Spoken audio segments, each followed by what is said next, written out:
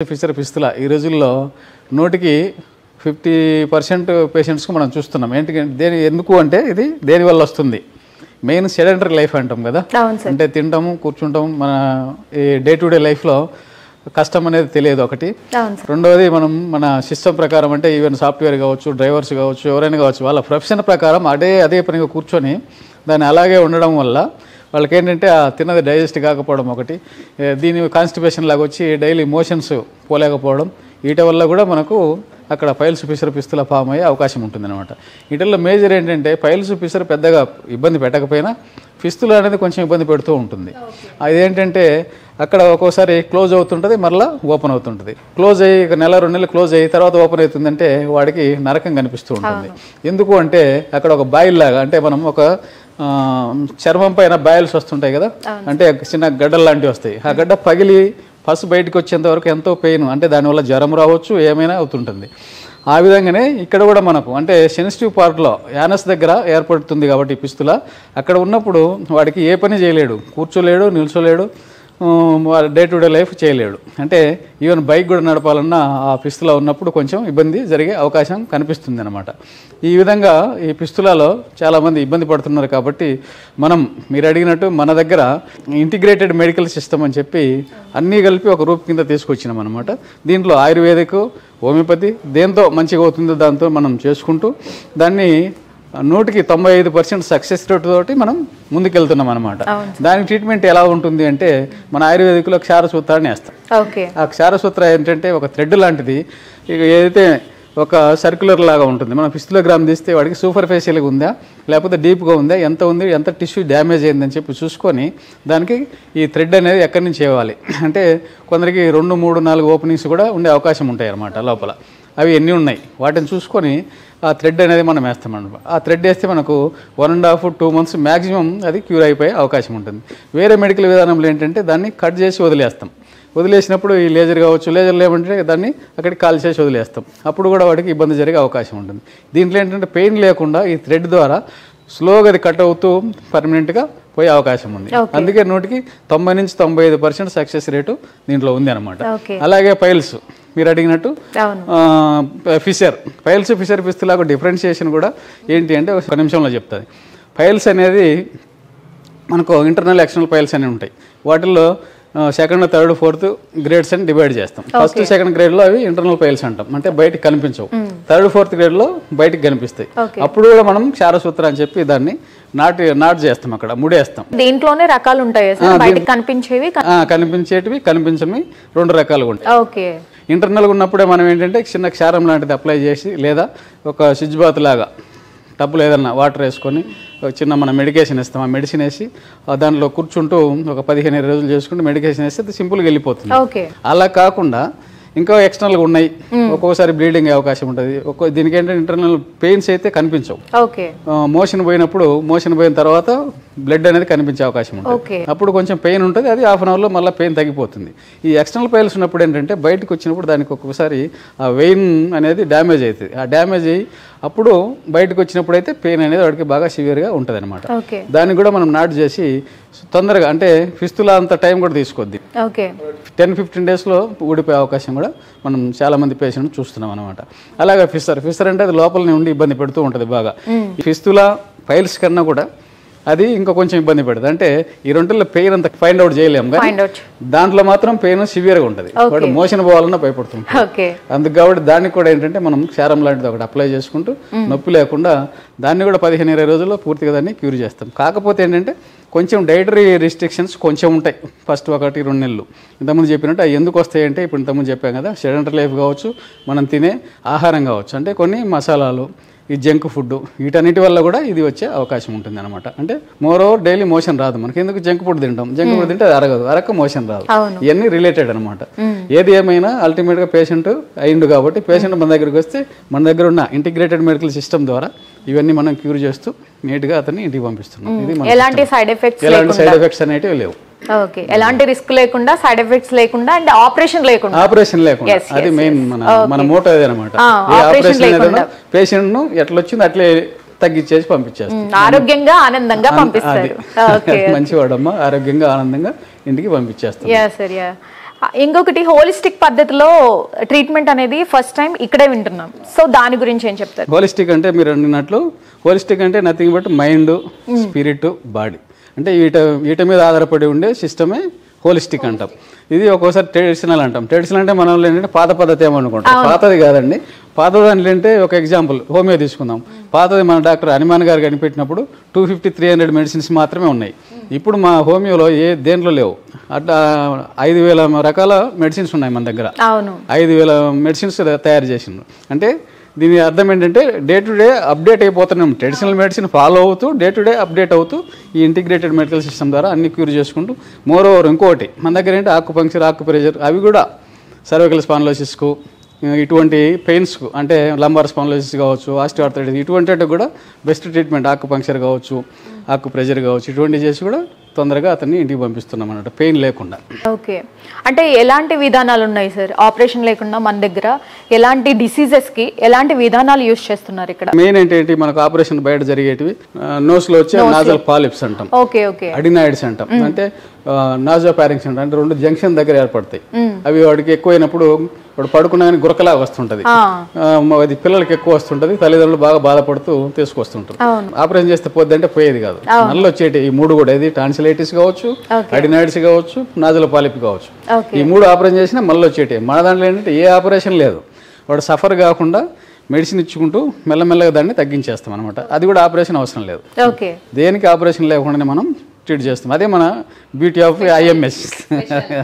Sir ఇంకొకటి homeopathy and ayurvedic 2 కలిపి ఉన్నాయి కదా. సో రెండిట్లకి డిఫరెన్స్ ఏంటి సార్? అంటే చాలా మందికి డౌట్, అంటే హోమియోపతి వేరు అండ్ ఆయుర్వేదిక్ వేరు అనుకుంటారు.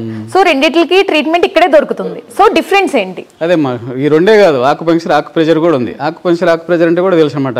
ఆక్యుప్రెషర్ అంటే మనం ప్రెస్ చేయడం, ఆ ఏరియాలో ఆ పాయింట్స్ పట్టుకొని డాక్టర్ చేసి ప్రెస్ చేస్తారు.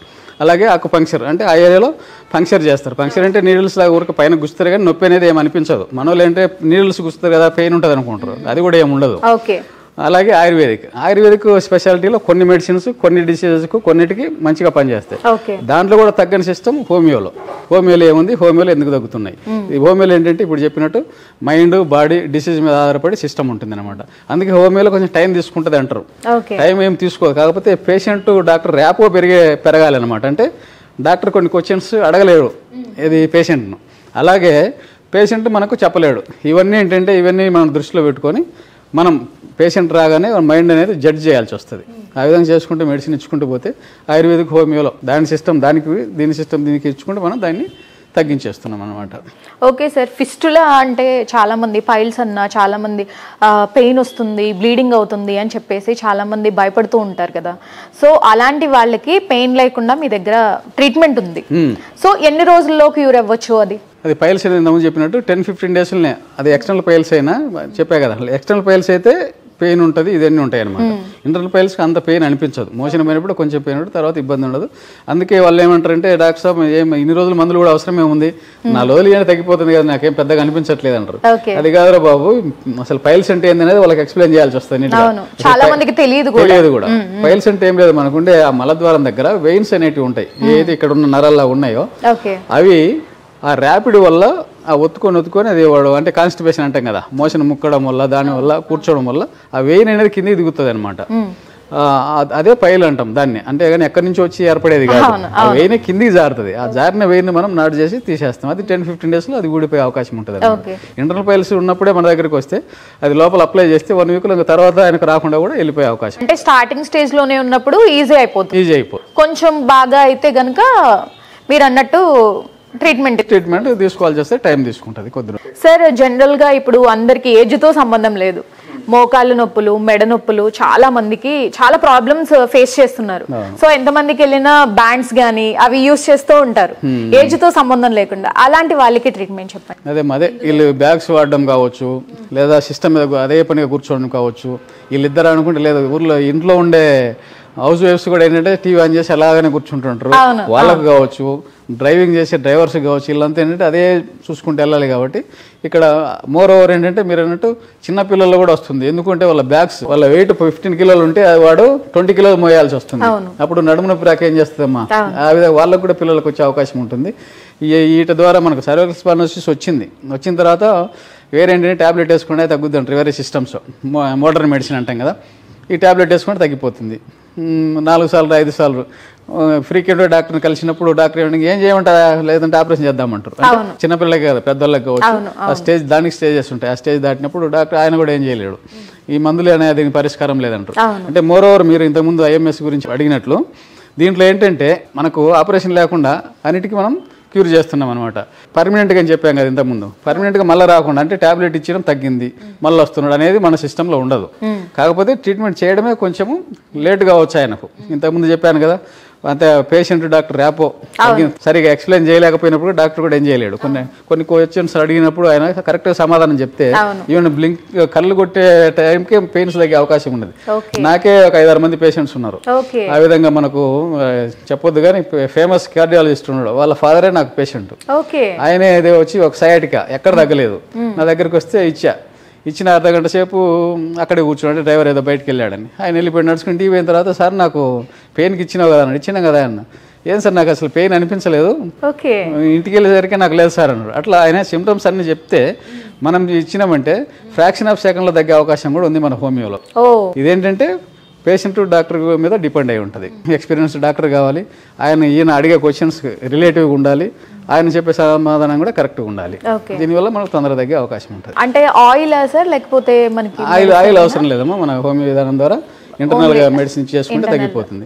మీరు ఆయిల్ అన్నది మనం పంచకర్మలో ఉంటుంది. దాని సర్వైకల్ స్పాండిలోసిస్, లంబార్ స్పాండిలోసిస్ అయితే దానికి పంచకర్మలాగా చేసుకుంటూ మనకు సత్వర ఉపశమనం కావాలంటే ఒక 50-60% అంటే మంత్లీ 1 వీక్, అలాగా 3 months 3 weeks ఉంటుంది సెషన్స్. అవి చేసి 3 monthsలో వాళ్ళకు 50-60% అది తగ్గిపోద్ది. ఇంటర్నల్గా మెడిసిన్ మనం ఆయుర్వేదిక్ ఇచ్చినామంటే ఆ సెషన్ తగ్గిపోతుంది. మళ్ళీ రాదని అయితే చెప్పలేము. అది ఇచ్చుకుంటూ హోమ్ వేస్తే పర్మనెంట్గా మళ్ళీ ఒక 6 నెలల సంవత్సరం వాడితే 2 తోటి మనం వాడికి 99% క్యూర్ చేసి పంపించగలం. ఓకే. జనరల్గా ఇప్పుడు కిడ్నీలో స్టోన్స్ పడుతూ ఉంటాయి సార్, దానికి డాక్టర్ దగ్గరికి వెళ్ళాము అంటే కంపల్సరీగా ఆపరేషన్ అంటారు. ఫస్ట్ భయపడతాం మనం. సో హోమియోపతి ఆయుర్వేదిక్ అనగానే ఫస్ట్ మనము కొంచెం హ్యాపీ అవుతాం, అంటే ఆపరేషన్ లేకుండా కొంచెం క్యూర్ చేసుకోవచ్చు. సో మీ దగ్గర ఎలాంటి ట్రీట్మెంట్ ఉంది కిడ్నీలో స్టోన్స్ కి? అన్నట్లు ఏ ఆపరేషన్ అయినా, ఏదైనా డాక్టర్ ఆపరేషన్ అన్నారంటే ఫస్ట్ మన మెడినేన్ గుర్తొస్తే మన దగ్గరకు వస్తే మనం వానికి అన్ని ఎక్స్ప్లెయిన్ చేసి అన్ని చెప్పగలం అనమాట. మా పేషెంట్కి కావచ్చు, వాళ్ళ రిలేటివ్స్ వచ్చినా వాళ్ళకి ఎక్స్ప్లెయిన్ చేయగలదు మనం. ఆ విధంగా ఏంటంటే ఏది మనం ఇప్పుడు అన్ని చెప్పలేం కదా ఒక దీంట్లో. కాబట్టి నేను ఎందుకంటున్నా అంటే వాడికి ఏ ఆపరేషన్ ఎవరన్నా మనకి మెడినేన్ ముందు అక్కడ సెకండ్ ఒపీనియన్ తీసుకుందాం. వాళ్ళ ఆపరేషన్ అంటే వెళ్దాం, లేకపోతే వద్దు అని చెప్పి మీరు వస్తే పేషెంట్స్ ఎప్పుడైతే మన దగ్గరికి వస్తారో వాళ్ళకి అన్ని విధానంలో ఏ విధంగా ఏది ఉందని చెప్పి పూర్తిగా ఎక్స్ప్లెయిన్ చేసి వాళ్ళకు పంపిస్తాం అనమాట. మీరు అడిగిన కిడ్నీ స్టోన్స్, ఈ రోజుల్లో కిడ్నీ స్టోన్స్ 100-25 మెంబర్స్ బాధపడుతున్నారు. కిడ్నీ స్టోన్స్లో కూడా రకాలు ఉన్నాయి. కిడ్నీలో ఏర్పడే ఉంటాయి, యురేటర్లో ఉందా, బ్లాడర్లో ఉందా చూసుకోవాలి.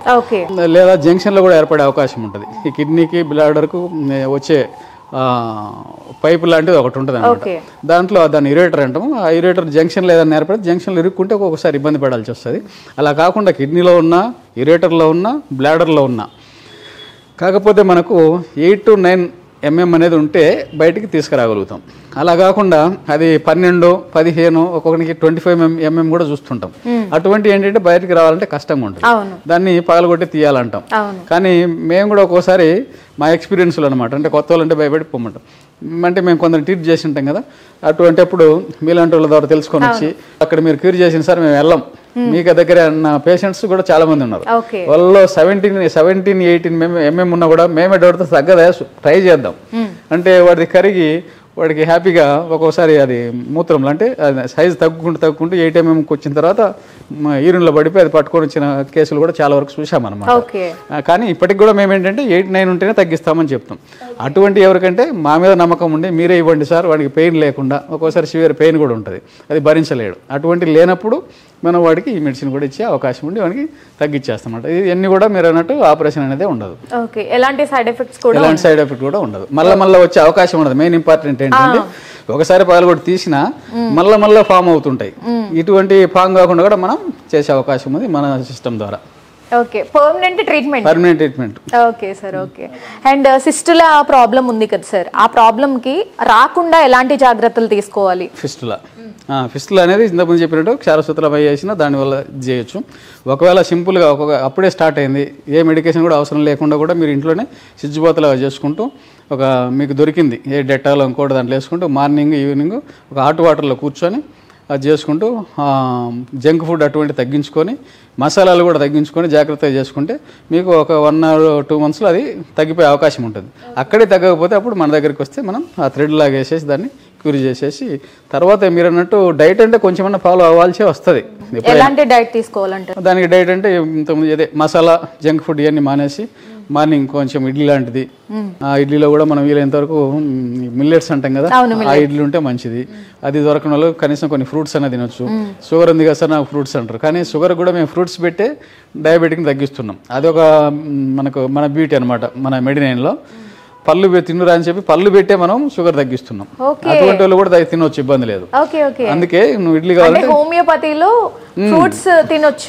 అంటే జనరల్ గా షుగర్ అంటే భయపడతారు, ఫ్రూట్స్ లో షుగర్ ఉంటుంది కంటెంట్, తింటే మళ్ళీ ఎక్కువ అవుతుందేమో అంటారు. But Medinine speciality. రెండోది కూడా ఏంటంటే మీరు అన్నట్టు పేషెంట్ భయపడతాడు, ఫ్రూట్స్ తినమని సార్ అంటారు. అవతల వాళ్ళు దాంట్లో ఫ్రక్టోజ్ అని ఒక ఇది ఉంటుంది, షుగర్ ఉంటుంది కాబట్టి అది ఇంకా స్వీట్ కదా అని వేరే సిస్టమ్ లేదా అంటారు. కానీ మేము ప్రాక్టికల్ చేసి చూపిస్తున్నాం కదా, వాళ్ళు చెప్పింది కరెక్టే. ఏది ఆ ఫామ్లో తీసుకున్నప్పుడు అంటే మనకు కార్న్ సిరప్ ఉంది, మనకు ఆ కార్న్ సిరప్లో ఏమంటారు దాన్ని ప్రాసెస్ చేసినప్పుడు అది తీసుకోవద్దు, దాంట్లో ఫ్రక్టోజ్ ఎక్కువ ఉంటుంది కాన్సన్ట్రేషన్. ఫ్రూట్లో ఉండేది మన ఎడిబుల్ ఫ్రక్టోజ్, దానికి షుగర్కి ఎలాంటి సంబంధం ఉండదు. అదేనమాట. అది తెలియక చాలా మంది ఏంటంటే ఫ్రక్టోజ్ ఉంటుంది కదా వాళ్ళు చెప్పేది తప్పే అంటారు. అది కాదు. ఇక్కడ ఏంటంటే ఒక ఫ్రూట్ తీసుకున్నాం, ఒక నారింజ పండు తీసుకున్నాం, దాంట్లో ఏదో కొంచెమే ఉంటుంది, అంతేగాని నారింజ ప్రాసెస్ చేసి కార్న్ సిరప్ ఎంత అయితే అన్ని ప్రాసెస్ చేసి అంత ఒక 100 పళ్ళు తీసుకుంటే అంత సిరప్ వస్తుంది. అది కాదు కదా. అందుకు కాబట్టి దీన్ని షుగర్ కూడా మనం కంట్రోల్ చేసుకోవచ్చు హోమియోపతిలో చేస్తున్నాం. అలాగే మీరు అంటే డైట్ ఏంటంటే ఉదయం మిల్లెట్ ఇడ్లీ అని దొరకలేదు అనుకో, మిల్లెట్ ఇడ్లీ తీసుకొని కొంచెం స్ప్రౌట్స్ లాంటి ఉదయం తీసేసి అది ఇడ్లీ అయిపోద్ది. మధ్యాహ్నం టైంలో ఏంటంటే వీలైనంత వరకు దొరికితే, ఎక్కడైనా దొరుకుతుంది, మనం సలాడ్ అంటాం కదా, అది నథింగ్ బట్ దాన్నే మనం ఏంటంటే పచ్చి కూరగాయలు అంటున్నారు. మనం సలాడ్ అంటే అది ఒక ఇది అయిపోయింది. సలాడ్ ఏంటంటే క్యారెట్, బీట్రూట్, ఆనియన్, టమాటా ఇటువంటి అన్నం తినే ముందు అవి తినేసి తర్వాత మనం అన్నం ఏదైనా తినొచ్చు. ఈవెన్ చికెన్ తినేవాడు చికెన్ తినొచ్చు, కానీ మసాలాలు ఉండొద్దు. ఫస్ట్ ఇది తింటూ అది తీసుకుంటూ సాయంత్రం ఈవినింగ్ అవర్స్లో కొన్ని జ్యూసెస్ తాగుతూ, ఈవినింగ్ వీలైతే మొలకలు లేదా డ్రై ఫ్రూట్స్ తీసుకుంటూ, నైట్ డిన్నర్లో కూడా మధ్యాహ్నం ఏం తిన్నాం అలాంటి ఫైబర్ ఫుడ్ ఎక్కువ తీసుకుంటూ ఉంటే వీటి నుంచి మనం పర్మనెంట్గా ఇది అవకాశం ఉంటుంది. ఎఫర్డబుల్ అండ్ హోలిస్టిక్ పద్ధతిలో, ఆపరేషన్ లేకుండా, సైడ్ ఎఫెక్ట్స్ లేకుండా అండ్ రిస్క్ లేకుండా ట్రీట్మెంట్ ఇస్తున్నారు. Okay sir, okay. అండ్ ఇక్కడ ఇంకా ఫెసిలిటీస్ ఏమి ఉన్నాయి సార్? లైక్ ఎలాంటి ట్రీట్మెంట్స్ ఉన్నాయి మెడినైన్, హోమియోపతి, ఆయుర్వేదిక్లో? ఈ రెండుల్లో ఇప్పుడు చెప్పినట్టు స్పెషాలిటీ అంటే అదే ఆకుపంక్చర్, ఆకుప్రెజరు, సిద్ధ కూడా కొన్ని మనం చూస్తున్నాము. ఇటువంటివి కూడా మన దగ్గర ఉన్నాయి. పంచకర్మ, మెయిన్ పంచకర్మ, అటువంటి ఈ క్షారసూత్ర అనేది అటువంటి సిస్టమ్ ద్వారా మనం పైల్స్, ఫిషర్, పిస్తలాన్ని తగ్గించేస్తున్నాం. మీరు ఆర్డినైడ్ సీటెక్ కూడా ఆపరేషన్ లేకుండా, కిడ్నీ స్టోన్స్ ఆపరేషన్ లేకుండా, ఇవన్నీ కూడా మన సిస్టమ్ ద్వారా ఈ స్పెషాలిటీలు ఎక్కువ తీసుకొని, అందుకే మనం చిన్న ఫీవరు, జలుబు, దగ్గులు అనేటి పెద్ద అవసరం లేదా చిన్న డాక్టర్ల దగ్గరికి వెళ్ళమంటుంటాం. మనం ఇక్కడ ఏంటంటే అన్ని నాన్ ఇంక్యూరబుల్ అన్ని కూడా క్యూర్ చేస్తున్నాం. అదే మన దీని స్పెషాలిటీ అనమాట. సార్ ఇక్కడ మనకి స్కిన్ డిసీజ్ కి సంబంధించింది కూడా మనకి ట్రీట్మెంట్ ఉందా సార్? ఉందమ్మా, మంచి ప్రశ్న వేసిండ్రు. స్కిన్కి ఏంటంటే సోరియాసిస్ మెయిన్. అంటే అక్కడక్కడ మీరు కూడా ఎక్కడైనా చూసి ఉంటారు అనమాట. వాడికి మామూలు చిన్న దాంట్లో 4-5 రకాలు ఉంటాయి. వాటిల్లో మనకు స్కాల్ప్ సోరియాసిస్, స్కాల్ప్ కూడా వస్తుంది, స్కాల్ప్ సోరియాసిస్ అంటాం. స్కిన్ మీద బాగా పగిలి కొన్ని కేసులు అంటే కొంచెం పసలా కూడా ఇది వచ్చే అవకాశం ఉంటుంది. కాకపోతే దీని బ్యూటీ ఏంటంటే దాంట్లో ఇన్ఫెక్షన్ అనేది పెద్దగా ఉండే అవకాశం ఉండదు. అందుకే సోరియాసిస్ ఉన్న స్కిన్ చూడడానికి అగ్లీగా ఉంటుంది. మీ తాకినా మమ్మల్ని వాడిని మనం తాకినా కూడా మనకు స్ప్రెడ్ అయ్యే అవకాశం ఉండదు. ఇది వచ్చేది ఏంటంటే ప్యూర్గా అది ఒక డిసీజ్ మీద వచ్చేది కాదనమాట. వాడి బాడీలో వాడికి పుట్టింది, దాన్ని ఆటో ఇమ్యూన్ డిజార్డర్ అంటాం. అది ఎలాగొస్తుంది ఏంటంటే ఇంకా పూర్తిగా మనం ఫైండ్ అవుట్ కాలేదు, కానీ వాడి ఆలోచనలు, వాడి థింకింగ్, దానివల్ల వాడి ఓన్ సెల్సే వాడికి పనిచేయక ఈ విధంగా వచ్చే అవకాశం ఉంది. స్కిన్ సోరియాసిస్ ఎందుకు వస్తుంది అంటే ఇప్పుడు అదే కారణాలు ఏంటంటే అవి ఉంటాయి అన్నమాట. దాన్ని ఆటో ఇమ్యూన్ డిజార్డర్ అంటాం. మిగతాది ఏంటంటే మనకు సెల్ లేయర్స్ అనేటివి ఉంటాయి, మనకు కనిపించవు అనమాట. ఆ స్కిన్ మీద లేయర్స్ అనేవి పై లేయర్ ఊడిపోయి 4 రకాల లేయర్స్ ఉంటాయి. ఆ లేయర్స్ ఏదైతే పై ఊడిపోతుంటే కింది వస్తుంటాయి అనమాట. ఈ వచ్చి ఊడిపోయే క్రమంలో పైన ఉండేది ఊడిపోయే అవకాశం ఉండదు, అయినా కానీ కిందిది వచ్చేస్తుంటుంది. అంటే ఒక సీటు మీద 2 కూర్చోవాల్సింది 4 కూర్చుంటే ఎలా కంజెస్టెడ్ అవుతుందో ఇది కూడా అలాగనమాట. ఆ విధంగా కంజెస్టెడ్ అయ్యి అక్కడ క్రాక్స్ లాగా వచ్చేసి ఇక్కడ బ్లీడింగ్ అయ్యే అవకాశము, ఒక్కోసారి బాగా ఇచ్చింగ్ అంటే అది రెండు రాసుకోవడం వల్ల ఇచ్చింగ్ రావడం, బాగా ఇచ్చింగ్ గోకడం వల్ల మంట రావడం, బ్లీడింగ్ రావడం, ఇవన్నీ జరుగుతుంటాయి అనమాట. దీనికి మంచి మెడిసిన్ మన దగ్గర ఉన్నది. మీరు ఎక్కడ సెర్చ్ చేసినా, ఏం చూసినా, ఏ డాక్టర్ చెప్పినా ఆయింట్మెంట్స్ వాడండి, ట్యాబ్లెట్ వేసుకోండి అని చెప్తారు. వాటికి ఏంటంటే కార్డిజోన్స్ అవి వాడాల్సి వస్తుంది. అవి వాడితే వాటి వల్ల ఇంకా సైడ్ ఎఫెక్ట్స్ వచ్చే అవకాశం ఉంటుంది. ఓదానికోటి రిలేటెడ్ అనమాట. ఆ విధంగా రాకుండా మన హోమియోలో ఏ సైడ్ ఎఫెక్ట్ లేకుండా ఈ మొత్తం సిస్టమ్ తీసుకొని ఇంతకుముందు చెప్పినట్టు holistic system, mind, body plus disease, ఈ మూట మీద ఆధారపడి ఉంటుంది. ఈ మూట మీద తీసుకుని కేస్ హిస్టరీ. దీంట్లో బ్యూటీ ఏంటంటే మీకు ఇచ్చిన మెడిసిన్ సింపుల్గా హెడేకే కానివ్వండి, మైగ్రేన్ హెడేక్, మీకు ఇచ్చిన మెడిసిన్ నాకు ఇస్తే అది పనిచేయదు. మీకు హెడేకే కదా, ఈయనకు అదే హెడేక్ అదే ప్లేస్లో అక్కడే వచ్చింది, అదే టైంలో వచ్చింది, ఇస్తే పనిచేయదు. కానీ ఈయన మెంటల్ సిమ్టమ్స్ అంటాం, అంటే మైండ్ సిమ్టమ్స్. ఆయన ఏం ఆలోచిస్తున్నాడు, ఎందుకు వచ్చింది, బాడీ ఎలా ఉంది, మీ బాడీ వేరు నా బాడీ వేరు, ఆ బాడీని కూడా కన్సిడర్ చేస్తాం అనమాట. పర్టికులర్స్ ఈయనకు హెడేక్ ఉందా, పెయిన్స్ ఉన్నాయి, ఇంకోటి ఉంది. ఈ సిస్టమ్ మీద ఆధారపడి ఉంటుంది కాబట్టి మనకు దీనికి ఇదే ఉంటుంది అనేది అయితే ఉండదు. ఇది అనమాట దీని సిస్టమ్ మన హోమియోలో. సోరియాసిస్ అన్నట్టు ఈ సోరియాసిస్ పర్మనెంట్గా అయితే మన దాంట్లో క్యూర్ అయిపోతుంది. దీనికి ఎక్స్టర్నల్ అప్లికేషన్స్ కానీ ఇంకోటి కానీ ఏముండవు, కానీ ఇంటర్నల్గా వాడాల్సి వస్తుంది.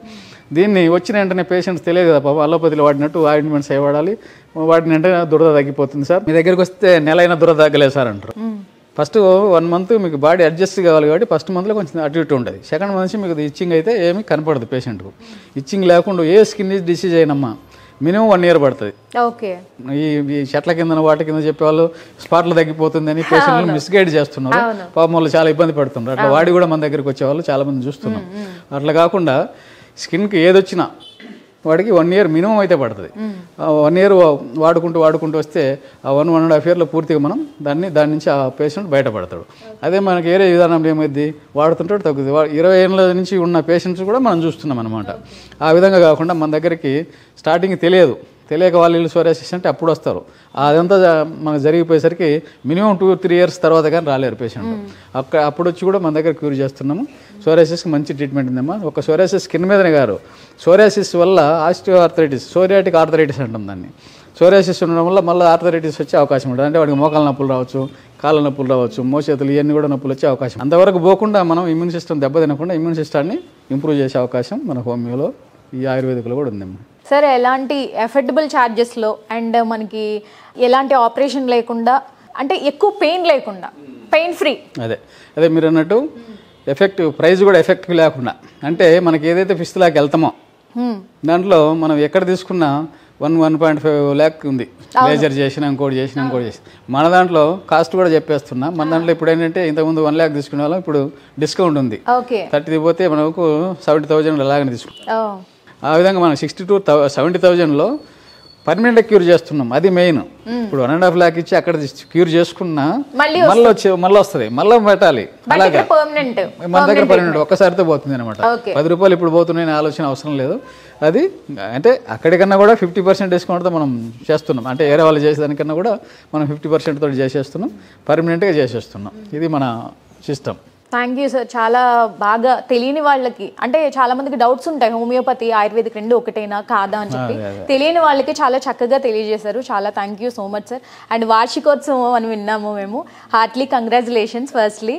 అండ్ చూసారు కదా, ఆపరేషన్ లేకుండా, ఎటువంటి ఖర్చు లేకుండా మీకు అంటే పెయిన్ రిలీఫ్ అనమాట. ఆరోగ్యమే మీ ఆనందం. సో ఇది వచ్చేసి మీకు MEDI9 హోమియోపతి ఆయుర్వేదిక్ క్లినిక్ అనమాట. మీకు KPHBలో ఉంది. డాక్టర్స్ కూడా చాలా ఫ్రెండ్లీగా, చాలా మీకు ఏ ప్రాబ్లం ఉన్నా సరే చాలా ఫ్రెండ్లీగా చెప్తారు. సిమ్టమ్స్ అన్ని